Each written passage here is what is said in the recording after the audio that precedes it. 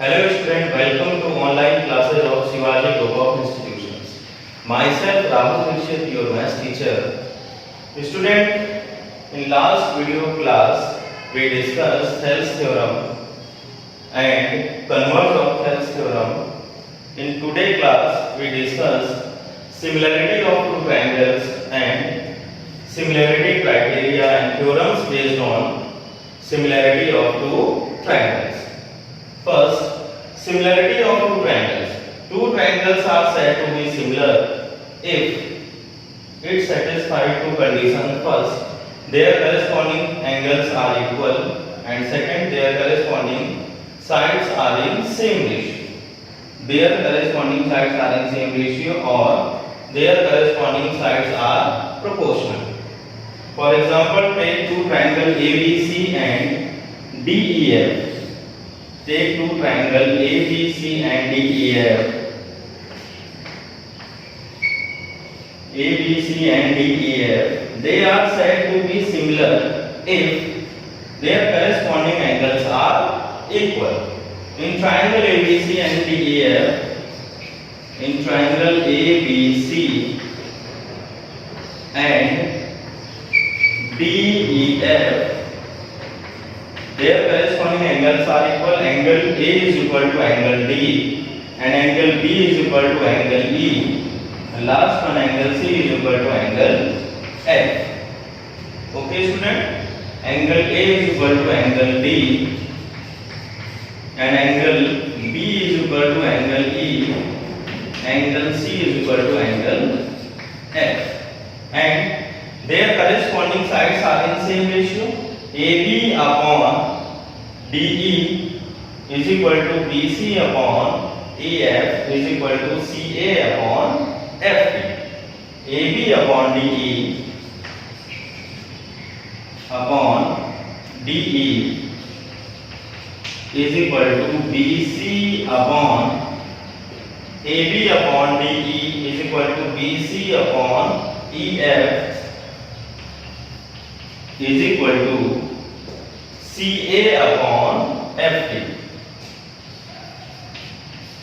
CA upon FD. Then they are said to be similar. Triangle ABC is similar to triangle DEF. Okay, student. If two triangles are said to be similar if their corresponding angles are equal, angle A is equal to angle D, angle B is equal to angle E, and angle C is equal to angle F, and their corresponding sides are proportional. AB upon DE is equal to BC upon EF is equal to CA upon FD. Okay, student.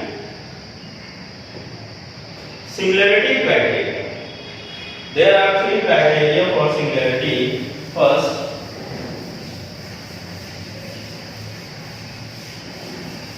angle similarity criteria. Theorem third. Angle similarity. If two triangles are equiangular, then they are similar. If in two triangles their corresponding angles are equal, then their corresponding sides are proportional and hence triangles are similar. Okay, student. If their corresponding angles are equal, then we have to prove their corresponding sides are in same ratio, then they are similar. This criteria is known as angle similarity criteria. Okay, student. First, take two triangle ABC and DEF. Triangle ABC and DEF.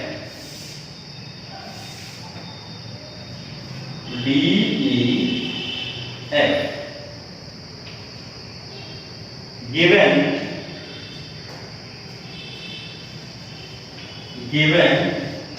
in triangle ABC and DEF, their corresponding angles are equal. Angle A is equal to angle D, and angle B is equal to angle E, and third one angle C is equal to angle F. In triangle ABC and triangle DEF, triangle ABC and DEF are two equiangular triangles. Their corresponding angles are equal. Angle A is equal to angle D, and angle B is equal to angle E, and third one, angle C is equal to angle F. To prove triangle ABC is similar to triangle ABC is similar to triangle DEF. If two triangles has their corresponding angles are equal, then we have to prove that their corresponding sides are in same ratio. Hence, triangle ABC is similar to triangle DEF. We have to prove that their corresponding sides are in same ratio. AB upon DE is equal to BC upon EF is equal to CA upon FD. Hence, it is clear that triangle ABC is similar to triangle DEF. Okay, student? Construction.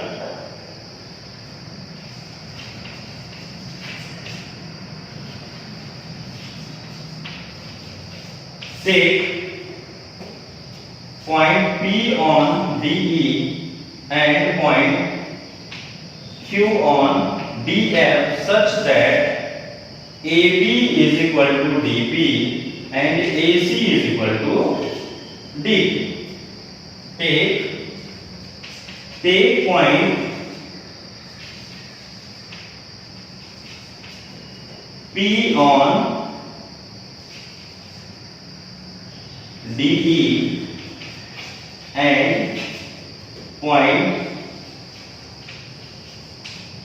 Q on DF such that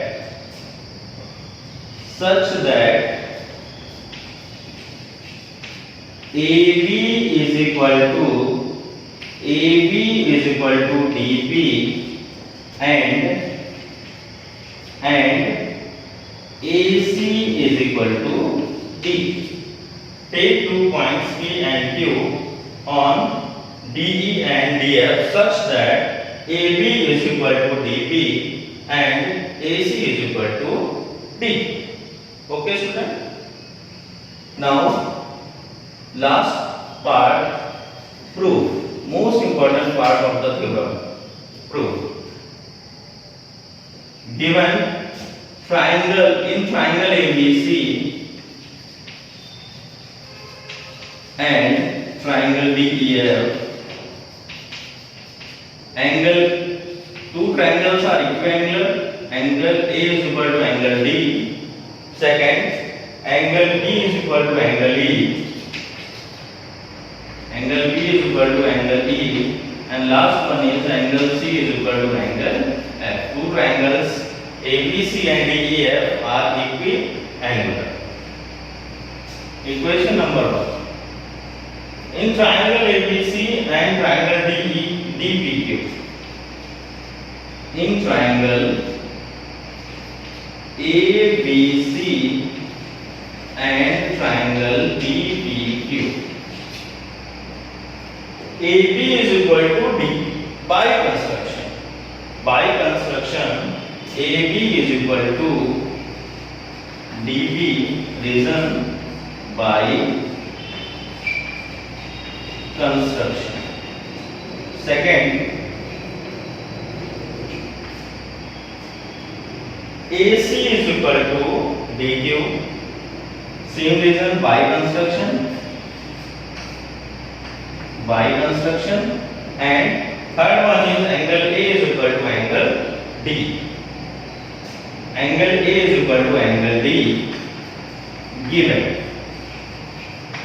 triangle ABC and triangle DEF are equiangular. Hence, triangle ABC is congruent to triangle ABC is congruent to triangle DPQ. Okay, student?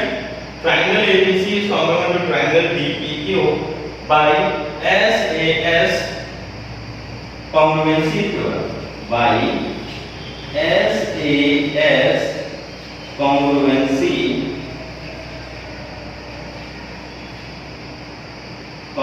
angle C equal.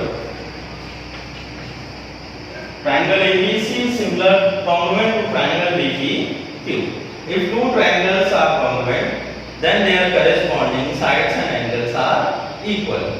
If two triangles are congruent, then their corresponding sides and angles are equal. Hence, BC is equal to PQ, CBCD, corresponding parts of congruent triangle. Angle B is equal to angle P. Angle B is equal to angle P, and angle C is equal to angle Q. Angle C is equal to angle Q. Reason CPCD, corresponding parts of congruent triangle. If two triangles are congruent, then their corresponding sides and angles are equal. Okay, student?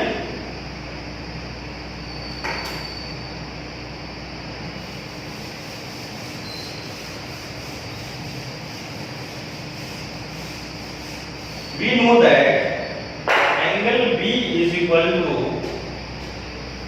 know that angle B is equal to angle E. Given triangle ABC and triangle DEF are equiangular. Angle B is equal to angle E and angle C is equal to angle F. See, angle B is equal to angle E and angle B is equal to angle P. Mark equation number 2 and equation number 3. From equation second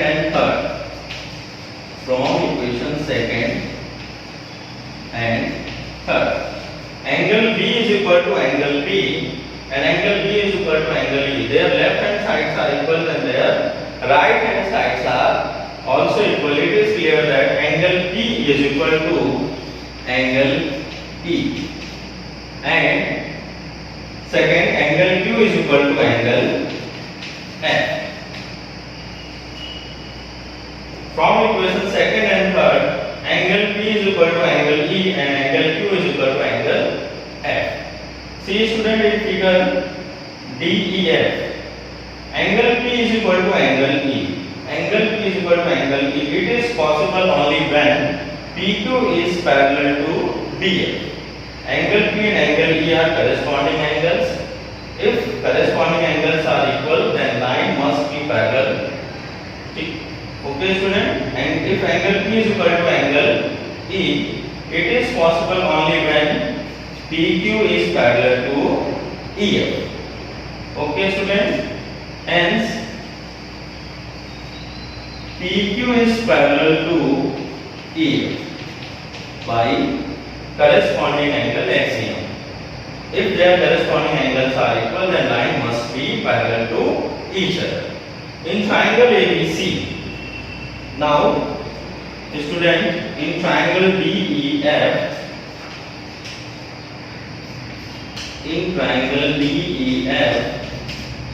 PQ is parallel to DF. PQ is parallel to EF. PQ is parallel to EF. Now we apply Hell's theorem. If PQ is parallel to EF in triangle DEF, by Hell's theorem, we get dP upon PE is equal to dQ upon QF. By Hell's theorem, in triangle DEF, PQ is parallel to EF. By Hell's theorem, dP upon PE is equal to dQ upon QF. Okay, student? dP upon PE is equal to dQ upon QF. dQ upon QF. Reciprocal, we get PE upon dP is equal to QF upon dQ. QF upon dQ. PE upon dP is equal to QF upon dP. On reciprocal we get PE upon dP is equal to QF upon dP.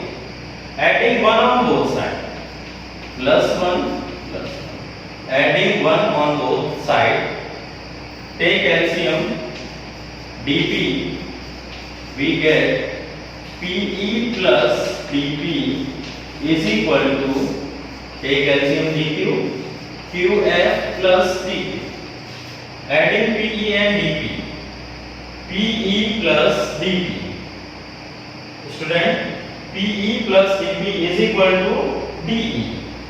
PE plus dP is equal to DE upon dP is equal to dQ QF plus dQ is equal to dF.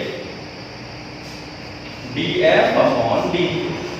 On reciprocal we get dP upon dE dQ upon dF.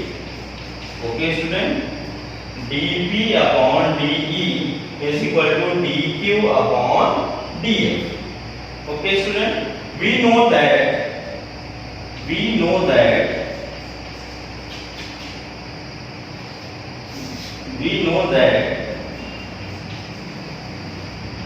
by construction AB is equal to DP and AB is equal to DP and AC is equal to DQ.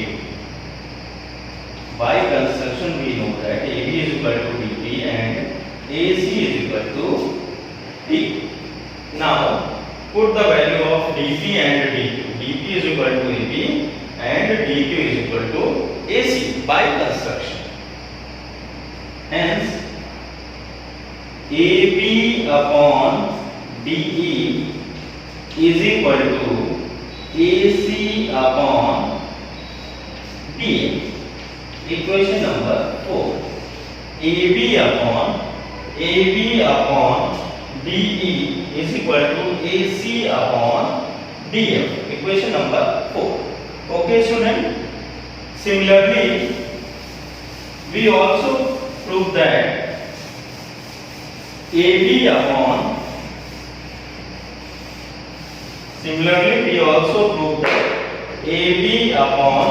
DE is equal to BC upon EF. We can write similarly AB upon DE is equal to BC upon EF. BC upon EF. Equation number 5. From equation 4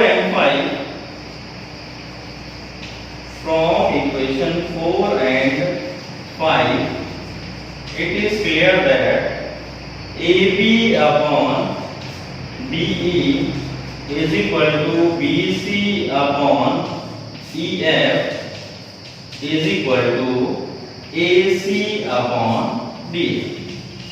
Okay student, AB upon DE is equal to BC upon EF is equal to AC upon DF.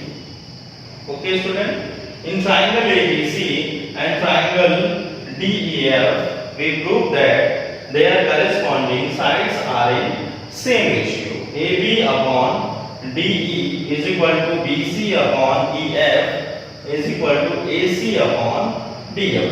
If their corresponding sides are in same ratio, given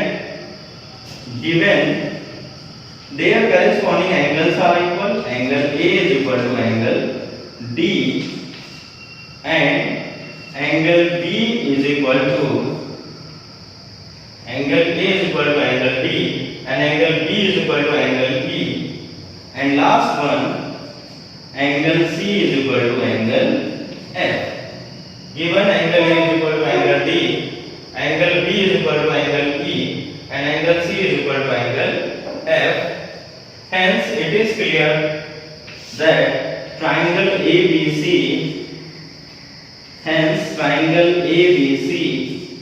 is similar to triangle DEF. student? Hence triangle ABC is similar to triangle DEF. This criteria is known as angle similarity criteria. If two triangles has their corresponding angles are equal, then we have to prove that their corresponding sides are a same ratio. If their corresponding sides are in same ratio, then they are similar. Okay, student, that's all for today. Thank you, class.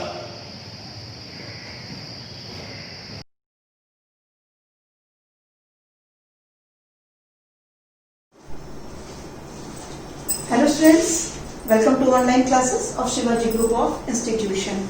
This is my second video of chapter Political Parties. In my first video, I had already explained you what are political parties, why we need political parties and what is the importance of political parties.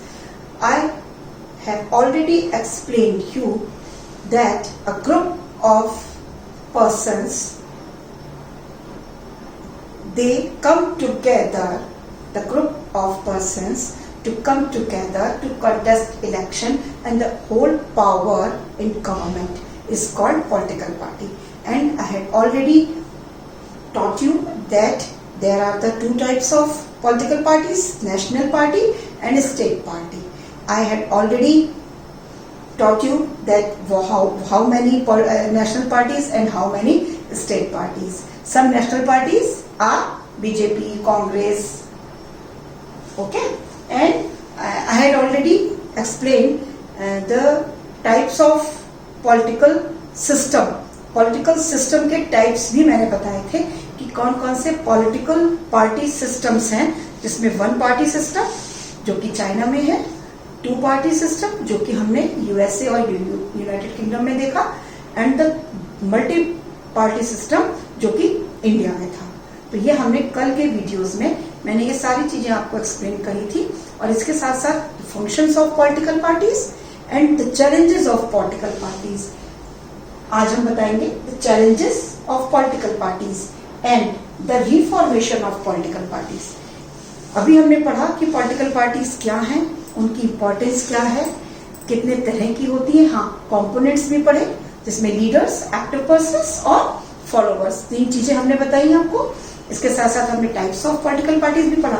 अब हम पढ़ेंगे कि कौन कौन से challenges हैं जो political parties को फेस करने पड़ते हैं, और हम ऐसा क्या करें या गवर्नमेंट को ऐसा क्या करना चाहिए ताकि जो पॉलिटिकल पार्टीज है वो एक आइडियल पॉलिटिकल पार्टीज बने और एक आइडियल डेमोक्रेटिक पॉलिटिकल में एक आइडियल रोल को प्ले करें. तो उसके लिए कुछ रिफॉर्मेशन इंपॉर्टेंट है जो भी हम आपको क्लियर करेंगे. ठीक है, तो now let's start from challenges of political parties. The first challenge which is faced by the political party is the lack of internal democracy within parties. Parties के अंदर जो इंटरनल डेमोक्रेसी है वो देखने को नहीं मिलती है. अब इंटरनल डेमोक्रेसी क्या है? The democracy means equality. Democracy का मतलब होता है इक्वालिटी. इक्वालिटी होना, किसी को भी किसी के साथ में डिस्क्रिमिनेट नहीं करना चाहिए. बट अगर हम किसी एक पार्टी के अंदर देखें, किसी एक ऑर्गेनाइजेशन के अंदर अगर हम जाकर देखते हैं, तो जो इंटरनल डेमोक्रेसी होनी चाहिए उनमें वो हमेशा लैक होती है, लेस होती है. क्यों? क्योंकि कुछ पावर कंसंट्रेट जो होती है इन वन और few leaders of the top. जो भी लीडर्स टॉप पे होते हैं उन्हीं के हाथ में पावर को कंसंट्रेट कर दिया जाता है. बट जो ऑर्डिनरी मेंबर्स होते हैं उस पार्टी के, जो ऑर्डिनरी मेंबर्स, ऑर्डिनरी पीपल्स होते हैं, डोंट गेट इन्फॉर्मेशन. उन्हें पार्टीज के बारे में ज्यादा इंफॉर्मेशन नहीं मिलती है और उन्हें हमेशा पीछे कर दिया जाता है. तो ये जो इंटरनल डेमोक्रेसी का लैक है वो एक मेन चैलेंज है पॉलिटिकल पार्टीज के लिए. The second is dynastic succession. अब डायनेस्टिक सक्सेशन क्या होता है? मोस्टली हमें देखने को मिलता है जो भी पॉलिटिकल पार्टीज होती है उनमें जो टॉप पोजीशन पे जो कंट्रोल होता है वो किसी एक फैमिली के पास होता है, और उसी पार्टी के जो मेंबर्स होते हैं वो टॉप पर बैठते जाते हैं, टॉप पर आते जाते हैं और पार्टी को आगे बढ़ाते जाते हैं, जो कि हो सकता है कि वो उस पार्टी के लिए उतने एलिजिबल ना हो, बट उसके बावजूद एक डायनेस्टिक सक्सेशन मिलता जाता है उनको. ठीक है, तो ये भी एक चैलेंज है पॉलिटिकल पार्टी के सामने जिसको ठीक करना चाहिए. That money and muscle power, ये आप लोगों को सबको पता है कि किस तरीके से मनी और मसल्स पावर की वजह से जो पॉलिटिकल लीडर्स होते हैं वो इलेक्शंस को जीत जाते हैं और उसके बाद गवर्नमेंट को भी फॉर्म कर लेते हैं, जो कि बड़ी बहुत गलत है। इसके साथ साथ उन्हें अपना पूरा डिस्क्रिप्शन एक जो होता है वो इलेक्शन कमीशन को देना होता है, वो देते हैं, बट उसकी कितना सही है कितना गलत है, अपनी प्रॉपर्टी के बारे में, सब चीजों के बारे में जो भी वो इन्फॉर्म कर रहे हैं वो कितना सही है कितना गलत है, ये भी एक चैलेंज के रूप में सामने आता है। और किस लीडर की केस हिस्ट्री जो है वो क्रिमिनल से जुड़ी हुई है, वो क्राइम करके आए हैं या उन्होंने, इसके साथ साथ वो हमें नहीं पता चलता है। और दूसरा कि टू यूज शॉर्टकट्स, वो इलेक्शंस को जीतने के लिए हर तरह के पावर्स, मसल पावर हो चाहे मनी पावर हो, वो लगाने की कोशिश करते हैं, जो कि एक क्राइम की तरफ बढ़ता है। तो ये भी एक चैलेंज है। And the last is meaningful choice to the voters. जो भी पॉलिटिकल पार्टीज होती हैं मस्ट बी सिग्निफिकेंटली डिफरेंट, आपस में अलग होती हैं, सिग्निफिकेंटली डिफरेंट होती हैं, एक नहीं होती हैं। So but in the Indian parties do not seem to offer a meaningful choice to the voters. तो वोटर्स के पास मीनिंगफुल चॉइसेस दिखाई देती है कि उनके पास चॉइस होती है कि अगर हमें एक पार्टी का वर्क समझ में नहीं आता है, उनकी पॉलिसीज हमें ठीक नहीं लगती हैं, तो हम दूसरी पार्टीज को भी हम जो है वो हमारे पास चॉइस है। बट जब 1 और 2 पार्टी सिस्टम होते हैं तो वहां पर मीनिंगफुल चॉइसेस नहीं होती हैं वोटर्स के पास में। So these are the challenges of the political party. And now what are the reformation of political party? The first is anti defection law. Anti defection law का मतलब होता है कि इस तरह के लॉज गवर्नमेंट को बनाने चाहिए ताकि जो भी ये हमको चैलेंजेस जो भी उसके सामने आ रहे हैं, चाहे वो मसल्स और मनी पावर हो या डायनेस्टिक सक्सेशन हो या इंटरनल डेमोक्रेसी जो है वो लैक हो, इन सब चीजों के लिए इंटरनल जो है वो पॉलिटिकल पार्टीज में जाकर भी लॉज को बनाना चाहिए, इस तरह के लॉज जो कि इन चैलेंजेस को सॉल्व कर सकें, उनकी प्रॉब्लम्स को सॉल्व कर सकें। तो इस तरह की डिफेक्शन लॉज जो है वो मेक होनी चाहिए। इसका details of property and criminal cases, और जितना भी जो भी मेंबर है जिनको टिकट दिया जा रहा है, जिनको इलेक्शन के लिए कंटेस्ट किया जा रहा है, उनके सारी प्रॉपर्टी के डिटेल्स और क्रिमिनल केसेस जो भी उनके ऊपर क्रिमिनल केसेस हों, उन सबकी पूरी जो भी नॉलेज, जो भी जानकारी, जो भी इंफॉर्मेशन है वो इलेक्शन कमीशन के पास होनी चाहिए। तो ये एक रिफॉर्मेशन होगा जिससे पॉलिटिकल पार्टीज रिफॉर्म्ड होगी। और fill and income tax return, उन्हें इनकम टैक्स रिटर्न भी भरना होगा। इसके साथ ही a law should be made to regulate the internal affairs of political parties. Political parties के इंटरनल अफेयर्स के लिए भी लॉज बनाए जाने चाहिए to give a minimum numbers of tickets. और इसके साथ ही साथ कुछ मिनिमम टिकट्स, कुछ नंबर ऑफ मिनिमम टिकट्स जो हैं वो विमेन कैंडिडेट्स को भी दिए जाने चाहिए, क्योंकि विमेन रिप्रेजेंटेटिव्स भी होने बहुत इंपॉर्टेंट है। और इसके लिए कुछ सीट्स को रिजर्व भी करना चाहिए विमेन कैंडिडेट्स के लिए। That is very important for the reformation of the political parties. And the last, there should be state funding of election. बहुत इंपॉर्टेंट कि स्टेट को चाहिए कि वो इलेक्शंस की फंडिंग को खुद दे, ना कि पार्टीज अपने आप से इलेक्शन की फंडिंग्स को जो है वो यूटिलाइज करें। इससे बेटर है कि स्टेट एक इक्वल पार्ट में उनको सबको फंड करे, काहे के लिए, ताकि वो इलेक्शंस में उतना ही पैसा खर्च करें जो उन्हें स्टेट से मिले। तो इससे क्या होगा, जो क्रिमिनल चांसेस है वो थोड़े कम हो जाएंगे, और जो मनी और मसल्स पावर के बल पे जो भी पार्टीज जीत रही हैं उनमें वो उस पावर पे नहीं जीतेंगी, बजाय उसके वहां पे ऑनेस्ट और स्किल्ड जो पर्सन्स हैं वही वहां पर पहुंचेंगे, वो लीडर बनेंगे और हमारे जो है वो देश को आगे बढ़ाएंगे।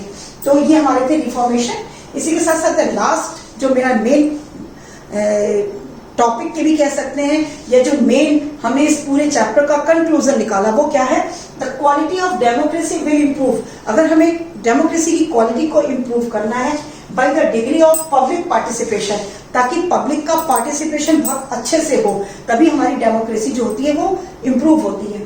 तो एंड अवेयरनेस, और अगर हम अवेयर करना चाहते हैं तो with in the political party, तो हम पॉलिटिकल पार्टी के बेस पे उनको कर सकते हैं। तो हमें पॉलिटिकल पार्टीज को एक आइडियल पॉलिटिकल पार्टीज बनाना चाहिए इन रिफॉर्मेशन से, ताकि जो भी चैलेंजेस उनके सामने आ रहे हैं वो उनको आराम से फिनिश कर सके और एक आइडियल पॉलिटिकल पार्टी को बना सके। That's all for today and हमारा चैप्टर भी फिनिश हो गया है। I think it's very interesting chapter और आपको समझ में आया होगा। If there is any doubt you will ask me in your doubt session you will ask me, आप पूछ सकते हैं, you can ask me the questions. Okay, thank you and have a nice day.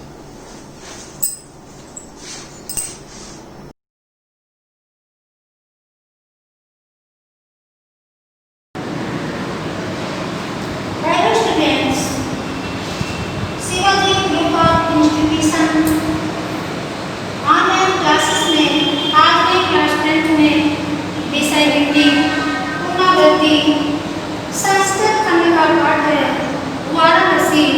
इसका आपको हिंदी अनुवाद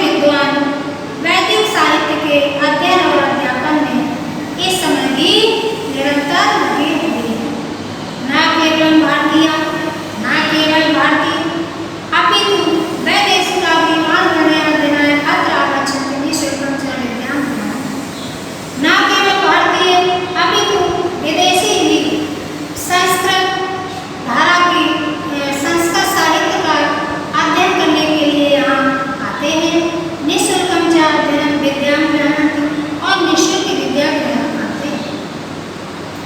अत्र हिंदू विश्वविद्यालय, संस्कृत विश्वविद्यालय, काशी विद्यापीठम इत्यादि त्रय विश्वविद्यालय सन्ति।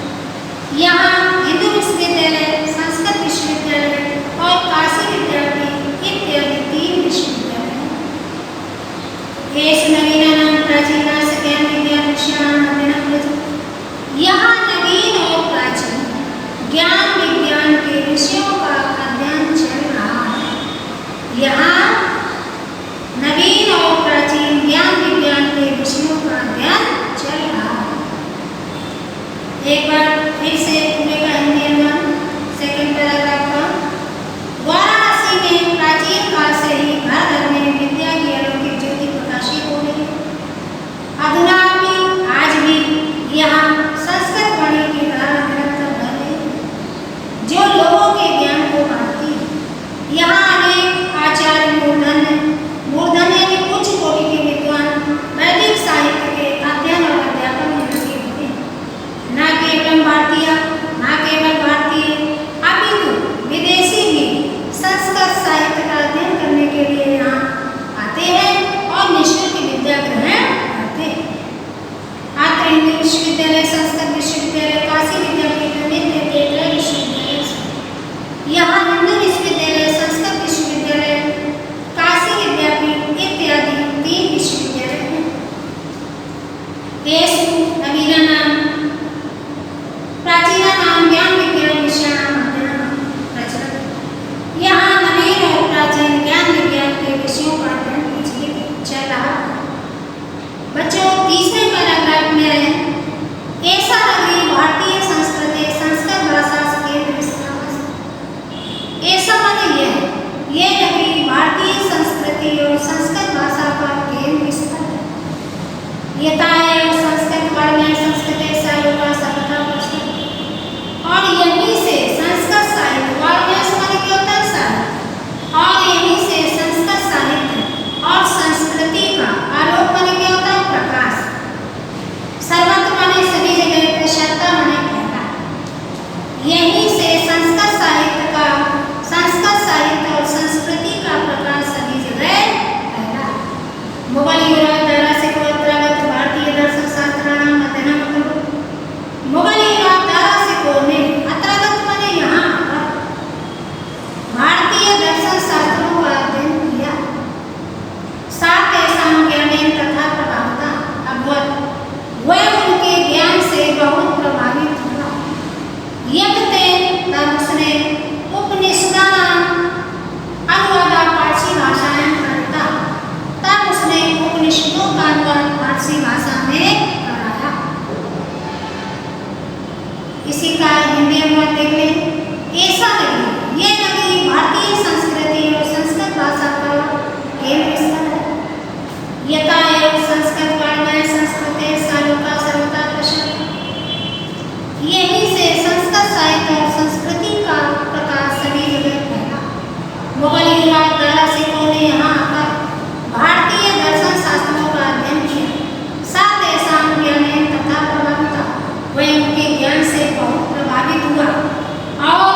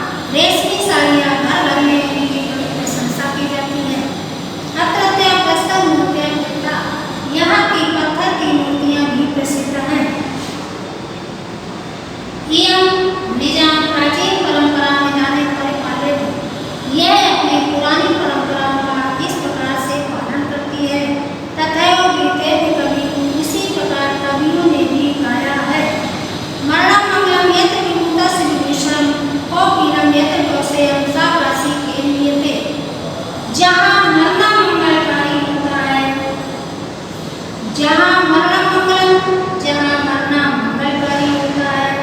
यत्र विभूषणम विभूषणम, जहाँ भस्म आभूषण होती है। कौपीनम यत्र कौशेयम, जहाँ लंगोटी रेशमी होती है। सा काशी केन्यते, वह काशी किसके द्वारा मापी जा सकती है। बच्चों एक बार के श्लोक का दोबारा मैं बताती हूँ। मरणम मंगलम यत्र विभूतस्य विभूषणम, जहाँ मरना मंगलकारी होता है, जहाँ भस्म आभूषण होती है। कौपीनम यत्र कौशेयम, जहाँ लंगोटी रेशमी होती है। सा काशी केन्यते, वह काशी किसके द्वारा मापी जा सकती है। बच्चों एक बार श्लोक का कैसे देखिए। मरणम मंगलम, जहाँ मरना मंगलकारी होता है। यत्र विभूतस्य विभूषणम, जहाँ भस्म आभूषण होती है। कौपीनम यत्र कौशेयम, जहाँ लंगोटी रेशमी होती है। सा काशी केन्यते, वह काशी किसके द्वारा मापी जा सकती है। बच्चों ये पाठ आपको अच्छे से समझ में आया होगा। एक बार पूरे लेसन का मैं फिर आपको हिंदी अनुवाद बताती हूँ जल्दी जल्दी। वाराणसी बहुत प्रसिद्ध पुरानी नगरी है। यह स्वच्छ जल तरंगों वाली गंगा के किनारे पर स्थित है। इसके घाटों की घुमावदार पंक्ति चंद्रमा की चांदनी में बहुत सुशोभित होती है। अगणिता पर्यटक असंख्य यात्री दूर दूर देशों से नित्य प्रति यहाँ आते हैं। अस्यावट्यान सौभाग्य लोकवान बहुत प्रसन्न हैं और इसके घाटों की शोभा देखकर इसकी बहुत प्रशंसा करते हैं। वाराणसी में प्राचीन काल से ही घर घर में विद्या की अलौकिक ज्योति प्रकाशित हो रही है। आज भी यहाँ संस्कृत वाणी की धारा निरंतर प्रवाहित है, जो लोगों के ज्ञान को बढ़ाती है। अत्र अनेक आचार्य मूलधन्य विद्वान, यहाँ अनेक आचार्य उच्च कोटि के विद्वान वैदिक साहित्य के अध्ययन और अध्यापन में निरंतर लगे हैं। न केवल भारतीय, न केवल भारतीय, अपितु विदेशी भी संस्कृत साहित्य का अध्ययन करने के लिए यहाँ आते हैं, निःशुल्क विद्या ग्रहण करते हैं। यहाँ हिंदू विश्वविद्यालय, संस्कृत विश्वविद्यालय, काशी विद्यापीठ इत्यादि 3 विश्वविद्यालय। ये नवीना नाम प्राचीन नाम ज्ञान विज्ञान दर्शनाम अध्ययन प्रचलित। यहाँ नवीन और प्राचीन ज्ञान विज्ञान के विषयों का अध्ययन प्रचलित है।